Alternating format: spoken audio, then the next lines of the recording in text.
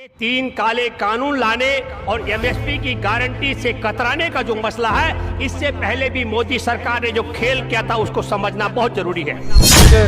मेहनत की जो उसकी कमाई है वो उसको प्राप्त करना चाहता है, तो वो सरकारी मंडी ना जाकर जो बाहर की मंडियां हैं प्राइवेट, वो उस पर जब 5 या 10 रुपए भी महंगा देगी तो सबको पता है कि वो उसको वहाँ देगा। जब वो प्राइवेट मंडियों को बेचेगा तो धीरे धीरे करके सरकारी मंडियां में आमदनी फसल जाना बंद हो जाएगी और धीरे धीरे करके वो बंद हो जाएंगी। जब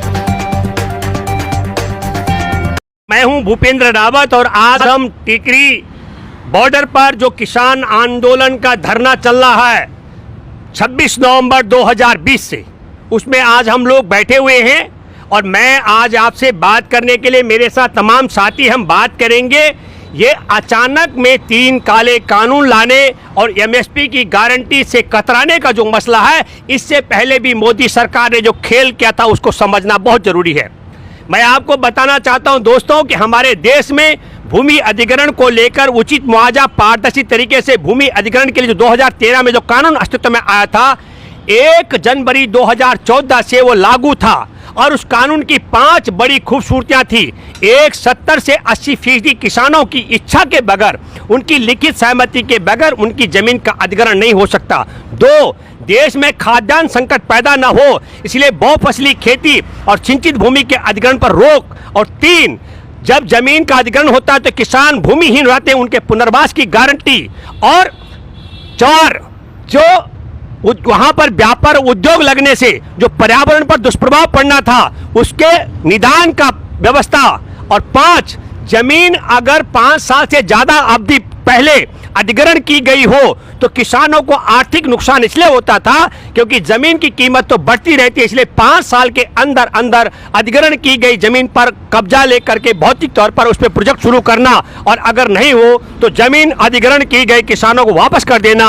और एक और महत्वपूर्ण बात कि खेती हर मजदूरों के एक परिवार को 5-5 लाख रुपए देने की खूबसूरती उस कानून में थी।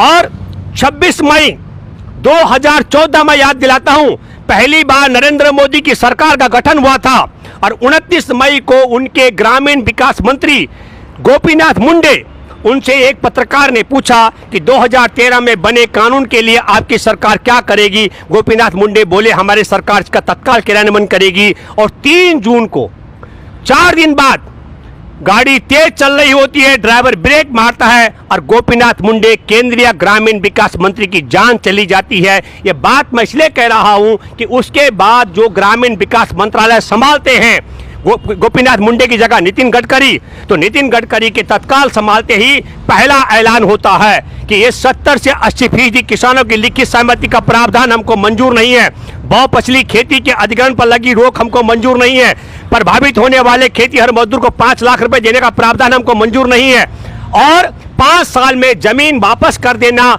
ये हमको मंजूर नहीं है, और पुनर्वास की गारंटी और पर्यावरण का निदान करने का प्रावधान हमको मंजूर नहीं है। इसलिए मैं यह याद दिला रहा हूं कि इनका इतिहास भी अगर हम नहीं जानेंगे तो मौजूदा 3 काले कानून और एमएसपी को लेकर जो संघर्ष चल रहा है उसको लेकर आगे चर्चा नहीं हो सकती है। हमारे साथ में युवा साथी मनदीप मलिक है, मैं जिक्र करूंगा, युवा साथी किसान नेता जो लंबे समय से नवंबर 2020 से निरंतर टिकरी बॉर्डर पे डटे हुए हैं। उनसे मैं आग्रह करूंगा कि वो बात रखे 3 काले कानून को लेकर। नमस्कार जी, भूपेंद्र रावत जी, सभी दर्शकों को मेरी राम राम। जो भूपेंद्र रावत जी ने बताया और टिकरी बॉर्डर पे जो आंदोलन चल रहा है वो काले कानूनों को लेकर एमएसपी की मांग लेकर चल रहा है। 3 कानून जो है उनमें सबसे पहला जो कानून है वो एपीएमसी मंडी का है, जिसमें फूड कॉमर्स ट्रेड कॉमर्स को लागू किया गया है। उसके अंदर क्या है, जो सरकारी मंडी थी जिसके अंदर किसान अपनी उपज सरकारी मंडी के अंदर लेके जाता था और मंडी के अंदर लेके जाता था और सरकार उनको खरीदती थी। अब सरकार ने कर दिया कि उन मंडियों के बाहर प्राइवेट मंडियां होंगी और प्राइवेट कंपनियां आपके अनाज को खरीदेंगी। वो 1 या 2 साल तो आपके अनाज को सरकारी रेट से 10 या 20% एक्स्ट्रा देकर खरीद सकती हैं। किसान इतना मेहनती है और वो इतना लागत मूल्य उसका फसलों के ऊपर हो जाता है कि वो 5 रुपये महंगी फसल को भी कहीं पर भी बेच सकता है, क्योंकि वो एक मेहनत की जो उसकी कमाई है वो उसको प्राप्त करना चाहता है। तो वो सरकारी मंडी ना जाकर जो बाहर की मंडियां हैं प्राइवेट, वो उस पर जब 5 या 10 रुपए भी महंगा देगी तो सबको पता है कि वो उसको वहाँ बेचेगा। जब वो प्राइवेट मंडियों को बेचेगा तो धीरे धीरे करके सरकारी मंडियां में आमदनी फसल जाना बंद हो जाएगी और धीरे धीरे करके वो बंद हो जाएंगी। जब प्राइवेट मंडियां बंद हो जाएंगी, तब सरकारी मंडियां बंद हो जाएंगी सॉरी, तो प्राइवेट मंडियों की अपनी मोनोपोली शुरू होगी, गुंडागर्दी खत्म वो शुरू होगी। जैसे कि बीएसएनएल का जो हुआ है कि पहले बीएसएनएल को ख़त्म करने के लिए जियो को लॉन्च किया गया, फ्री सिम बांटे गए, सस्ता किया गया। जब बीएसएनएल पूरी तरह से बंद हो गया तब उन्होंने अपना जो वो मोनोपोली है रिचार्ज करना शुरू कर दिया और महंगे रेट कर दिए। इसी प्रकार धीरे धीरे करके प्राइवेट मंडियां भी किसान के फसलों को सस्ते दामों पे खरीदेंगी और एपीएमसी मंडी जो सरकारी मंडियां है वो बंद हो जाएंगी। पहला कानून वो है। और दूसरा कानून इसके अंदर जो है वो खाद्य सुरक्षा बिल का है, जो 1955 के दौरान पंडित जवाहरलाल नेहरू ने एक कानून बनाया था। एक भाई देश के अंदर जो आपदा प्रबंधन है, अगर किसी आपदा प्रबंधन है, अगर उसके दौरान जो ज़रूरी सामान खाने पीने की वस्तुएं हैं जिसमें अनाज है, दालें हैं, तेल है वगैरह, जो आप उसका एक लिमिट के द्वारा लिमिट तक ही उसका आप स्टॉक कर सकते हो, उससे ज़्यादा आप नहीं कर सकते। लेकिन उसके अंदर इन्होंने संशोधन किया है, अब जो लिमिटेशन है उसको बिल्कुल ख़त्म कर दिया और आप अनलिमिटेड उसको स्टॉक कर सकते हो। इसका असर क्या होगा आम जनजीवन के ऊपर?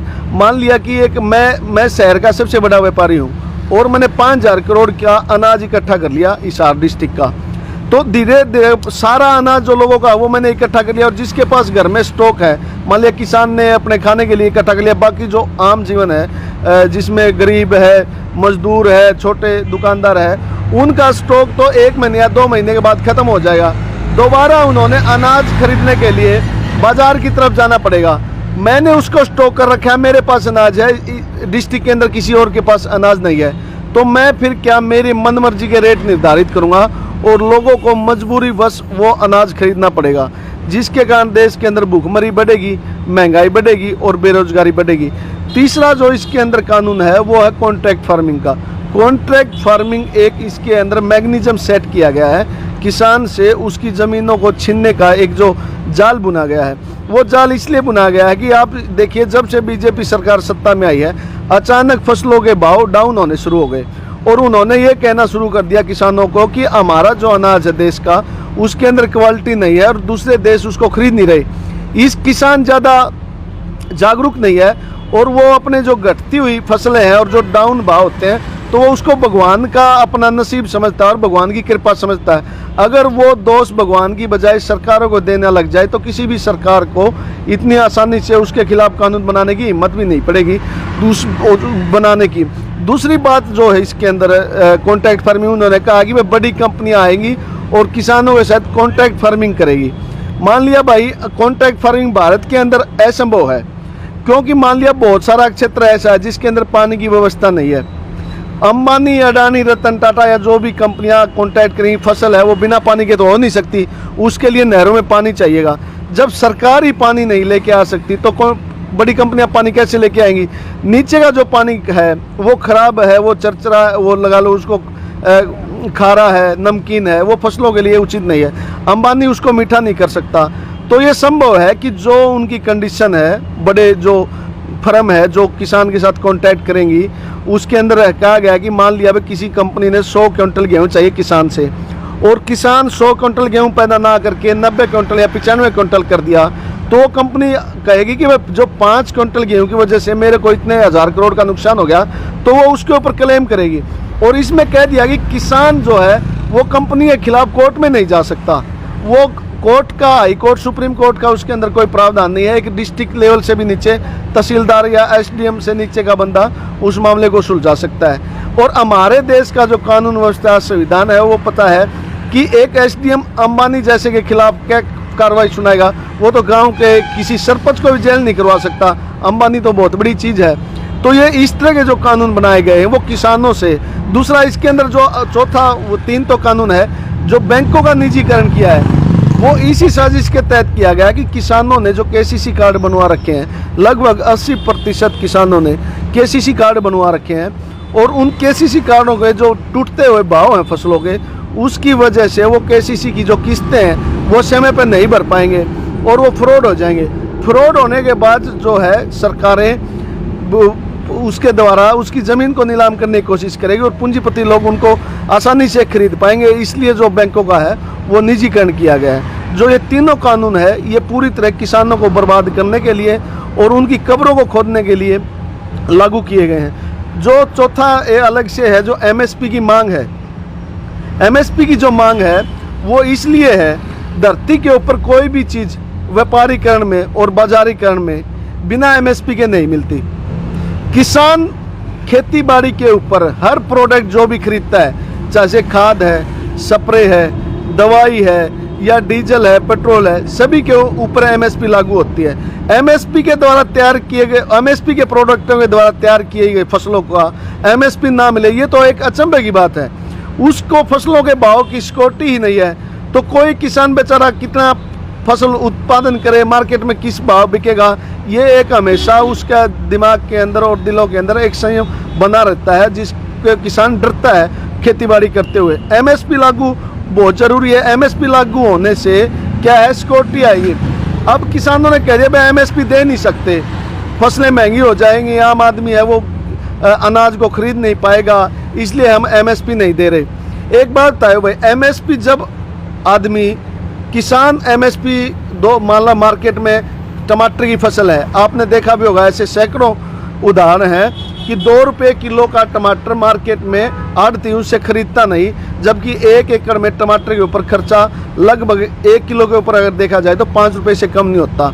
जो फसल भरपाई योजनाएं होती हैं स्टेट गवर्नमेंट की, वो पूरी तरह से फ्रॉड होती हैं। किसी भी किसान को उसका मुआवजा राशि तक नहीं मिलता। सरकारें कागजी कार्रवाई पूरी करके फ्रॉड करके वो पैसा डकार जाती हैं। जब 5 रुपये, 2 रुपये किलो, 1 रुपये किलो आढ़ती किसान से टमाटर खरीदता है और कस्टमर उसी आढ़ती से 20 रुपये किलो टमाटर खरीदता है, जो 18 रुपये की दलाली वो आढ़ती कर सकता है, जो 2 मिनट में वहाँ बैठा बैठा, तो क्या सरकार ऐसा कानून नहीं बना सकती कि किसान का जो टमाटर है वो कम से कम 10 रुपये के दायरे में बिके? तो इस प्रकार एमएसपी जरूरी है और एमएसपी मिलने से किसान का भला हो सकता है। और किसान का भला होने से हमारे देश की 70% जनसंख्या जो कृषि पर निर्भर करती है और हमारी अर्थव्यवस्था जो कृषि पर डिपेंड है, उसका भला हो सकता है और हम एक विकास के रास्ते पर चल सकते हैं। महावीर जी, आप कुछ बोलेंगे? हाँ जी, 2014 में जब ये सरकार आई तो मैं भी ये समझता था कि ये गरीब घर से है, शायद गरीबों के खिलाफ कुछ नहीं करेगा। लेकिन मेरी आंख तब खुली जब इन्होंने जो 2013 का भूमि अधिग्रहण कानून था उसको एकदम से रद्द किया। उस समय मैंने पर्चा भी छपवाया कि देश के सौदागर जब से सत्ता में आए, किसान मजदूरों पर बादल संकट के छाए। आज ये साबित हो गया है कि ये सरकार भारतीय जमाखोर पार्टी नाम है इनका, ये भारतीय जनता पार्टी नहीं है। शराब इनका एक ही काम है, देश बेचना, देश लूटना और देश को बर्बाद करना। उसके बाद ये विदेशों में सिर्फ इसलिए जाता था कि आओ मैं सस्ता मजदूर दूंगा, सस्ती ज़मीन दूंगा, सस्ता कच्चा माल दूंगा, प्रदूषण से छूट दूंगा, 10 साल तक कोई टैक्स नहीं लगेगा, आओ देश को जल्दी गुलाम बनाओ, खेती किसानी सब मैं विदेशी तुम्हारी कंपनियों के हवाले कर दूंगा। और ये 3 काले कानून उसी का नतीजा है और आज देश सारा सड़कों पर है। दोस्तों, आपने देखा कि किस तरीके से मनदीप भाई ने और महावीर नीलवाल ने कहा, हमारे देश के अंदर बहुत विचित्र स्थिति में देश है। चीनी सैनिक देश के अंदर कब्जा करके बैठे, मोदी सरकार कह रही हमारी ताकत उसे हटाने की नहीं है। किसान पिछले 7 महीने से काले कानून हटाने, एमएसपी की गारंटी की मांग कर रहे हैं, सरकार कह रही हमारी हैसियत नहीं है। हमारे देश के अंदर कोरोना के कारण 10 करोड़ से ज़्यादा लोगों की रोजी रोटी छिनी, 23 करोड़ के करीब जो आबादी है उनकी आमदनी आधे से नीचे पहुंच गई। सरकार से कहा जा रहा है कि कोरोना के कारण उसकी भरपाई करो, सरकार कह रही हमारी हैसियत नहीं है। हमारे देश में 2005 में आपदा प्रबंधन कानून की धारा 12 के तहत है कि कोरोना के महामारी से जान गंवाने वाले को 4-4 लाख रुपए देना आवश्यक है। ये सरकार कह रही हमारी हैसियत नहीं है। देश में करोड़ों बेरोजगार हैं, उसके लिए हम कह रहे हैं कि रोजगार दो, ये सरकार कह रही हमारी हैसियत नहीं है।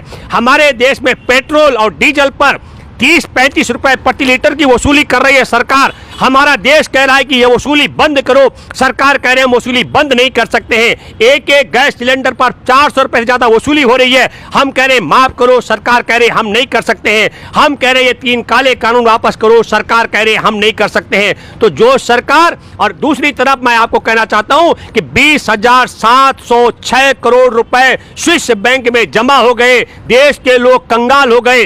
भाजपा और इनके चहेते दुनिया में और स्विस बैंक में जिस तरीके से उजागर हो रहा है मामला, ये माला माल हो गए। तो आज हम टिकरी बॉर्डर से इन्हीं सब बातों को लेकर के आप सब किसान साथियों को एक वादा करने के लिए आए हैं। जब तक देश में 3 काले कानून वापस नहीं हो जाते हैं और न्यूनतम समर्थन मूल्य की गारंटी का कानून नहीं बन जाता है, तब तक हमारी ये जंग जलती रहेगी। पहले इन्होंने कहा ये खालिस्तानी और सिखों की लड़ाई है, अब ये कह रहे हैं कि ये जाटों की लड़ाई है। पर मैं आपसे वादा करता हूं ये न सिखों की लड़ाई है न जाटों की लड़ाई है, ये हमारे देश के अन्न उगाने और अन्न खाने वाले भारत के 140 करोड़ आबादी की लड़ाई है। इसमें आप सब लोगों का जो सहयोग, प्रेम और प्यार मिल रहा है, और जो टीवी और अखबार हमारे किसान आंदोलन को बदनाम कर रहे हैं, पहले खालिस्तानी बता रहे थे और अब ये मुकेश का हत्यारा बता रहे हैं, मैं आप सबसे अपील करता हूं कि झूठ फैलाने वाले टीवी को देखना बंद करो और झूठ परोसने वाले अखबार और पत्रिकाओं को पढ़ना बंद करो और एक स्वर में कहो भारत के किसान मजदूर एकता जिंदाबाद, 3 काले कानून वापस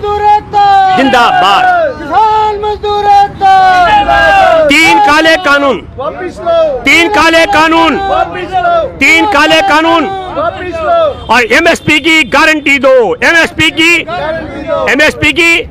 और इसलिए एमएसपी की गारंटी होनी चाहिए क्योंकि हमारे देश के अंदर किसानों को एमएसपी की गारंटी नहीं होने से कनक, गेहूं 800 रुपए प्रति क्विंटल का नुकसान हुआ और बाजरे में 1100 रुपए प्रति क्विंटल समर्थन मूल्य से कम पर किसानों की खरीद हुई है। ये 2 फसलों का मैं जिक्र कर रहा हूं, बाकी आप सब लोग समझदार हैं। जय हिंद, जय जवान, जय किसान, धन्यवाद।